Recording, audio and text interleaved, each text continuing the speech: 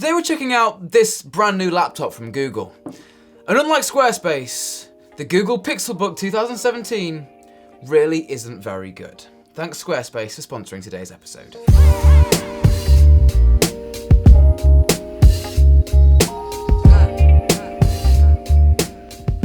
Hello guys and welcome to the show. My name is Alex and this is of course TechFlow. Today on the unboxing table we have the 2017 Google PixelBook. Now I've had this thing out the box and I've been messing about with it and I want to give you guys my 2 cents on this because I'm not really best impressed. So a little bit of background, I absolutely love and have a very good relationship with the guys over at Google. They make the Google Pixel, as you guys know. I've had the first and second generation of that device.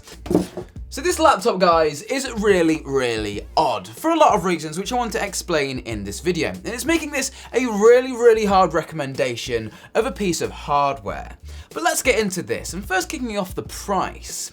£999 here in the UK, as well as $999, which is really odd, considering exchange rates and all of that. But what are you getting for your money? Let's look at numbers and spec. So this right here is actually the entry-level PixelBook, and in here we are rocking a 7th gen Intel Core i5 processor, 8 gigs of RAM, 128 gig solid state drive, a UK keyboard, Chrome OS, and the one we have here is in the colour silver.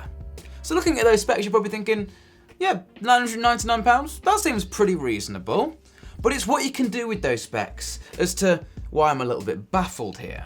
But let's get this thing out the box. So as you can see, presented front and center, we have the PixelBook itself. Next to that, an information pack. In the information pack, we have our Let's Get Started guide, and this opens up and tells you what to do. It's pretty self-explanatory. Underneath that, we have our USB-C to USB-C cable, here raveled up. And next to that, we have our USB-C UK plug, which conveniently folds up like this and extends like this. I feel like I'm telling people to put their seatbelts on an aeroplane.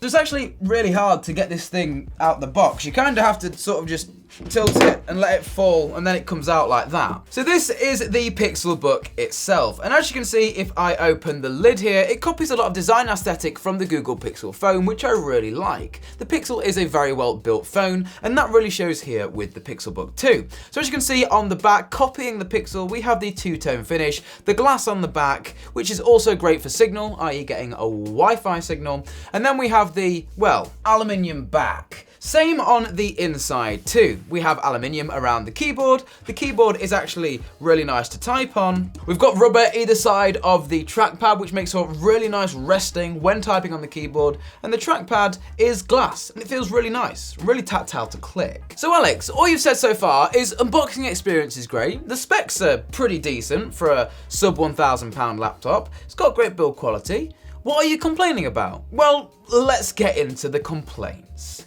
So we've booted into the OS now, and as you can see, we've got a nice wallpaper on the laptop. Oh, but don't be fooled, that £1,000 you've just spent on your laptop, it's not really a laptop, it's a tablet as well. A tablet that when you hold it to use it, you have a keyboard on the back. I can't get used to holding this. It feels like a joke. On the plus side of the PixelBook, the touchscreen is of a very, very high quality. As you can see here, quite good viewing angles. We have a lot of good studio light in here, and the touchscreen is actually very, very responsive. So opening up apps is very, very simple, and navigating around Chrome OS, which this laptop has on it, is really, really nice on the touchscreen. So I'm not gonna knock it for that, but when you're viewing the laptop like this and you tap the screen, you get a hell of a lot of screen wobble. Like, it's a lot of screen wobble, just for slight little taps. Very, very annoying. And whether you are in desktop mode or tablet mode, guys, there's no ignoring or getting around the fact that these bezels are absolutely huge. It's like skipping back 5 years and using a MacBook Air. They're absolutely massive. In the PixelBook's defense though, the screen is really bright and really vivid, and that's exactly what you need for viewing online content, which is pretty much all you can do with this laptop running Chrome OS. And this is my biggest gripe for it. So you've got this awesome hardware, which I love, and you've got the awesome spec, which I love, and you can even spec this laptop up, and it's obviously going to cost you more, with an i7 and a 512GB NVMe SSD. But it's running Chrome OS. you can't take advantage of all of this hardware. Now please tell me if I'm wrong and I'm going absolutely mental here. It's running Chrome OS. You can't do anything on it. You know, half the Adobe suite is missing. All you've got is web apps, Chrome apps. Oh, and it also runs the Play Store too. But with the fact this laptop actually running both Chrome OS and having the Google Play Store installed means that there's a lot of two of everything. So if I click on my Spotify logo here, this is launching the Spotify web app, and then you click on the other Spotify logo and it's loaded up the Android version of Spotify, as you can see right here, from the Play Store. Now this has its advantages. You can use things like Instagram on your tablet, which is awesome for maybe somebody who's running a social media account for a business and wants to have their Instagram on a desktop to edit photos in the watered down version of Lightroom that this thing comes with. But again, I'm going back to that £1,000 mark here. The £1,000. You can get a MacBook Air for that. You can also get an iPad Pro. You can also get a Surface with full-on Windows 10 on it. And Windows 10 can get the whole Adobe suite. Like, I don't understand. You could get a fully spec'd out laptop for £1,000 or equivalently $1,000 that could edit 4K video with Adobe Premiere. It's a beautiful thing with great spec, but you can't take advantage of it with Chrome OS. I don't understand. Who's this for? Who do I recommend this to? A kid who wants to watch YouTube and do a little bit of social media? Well, no, not with a £1,000 price tag. A businessman who wants to write documents, but then there's no Microsoft Word or Outlook or... I don't know what this is for. I'm lost for words. What?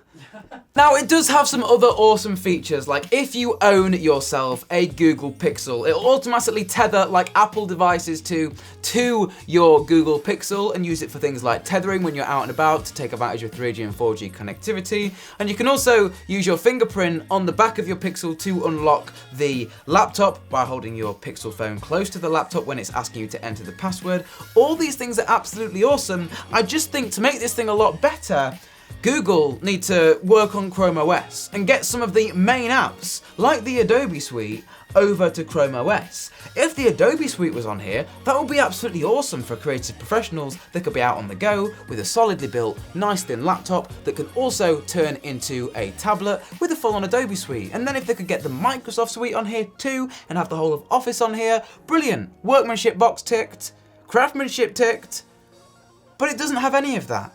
It's just for going online. If you're very rich. Google, back to the drawing board. Please, this is awesome hardware. But the software is what lets it down.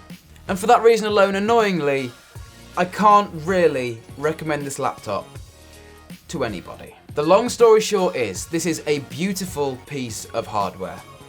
But without the software behind it to back that up, it crumbles.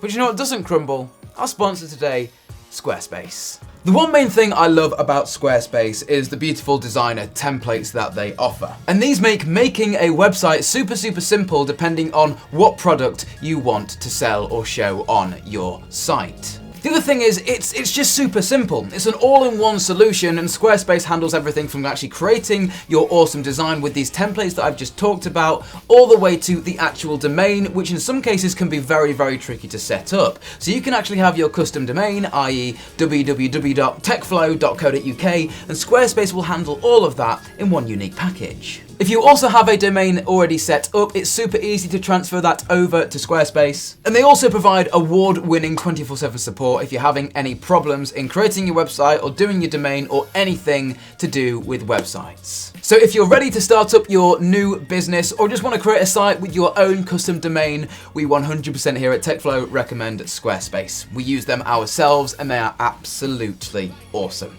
All the links to them are down in the description. And Squarespace, thanks for sponsoring today's episode. So if that sounds interesting to you guys, you can check out our link in the description for 10% off. But guys, this has been our video on the Google PixelBook here in 2017. Again, to reiterate, I am not complaining. Well, I am, but I love the hardware. It's just annoying that the software, it doesn't back up the hardware. Guys, mine has been Alex. This has been TechFlow. For now, spend your money on another laptop. And we'll see you guys in the next video.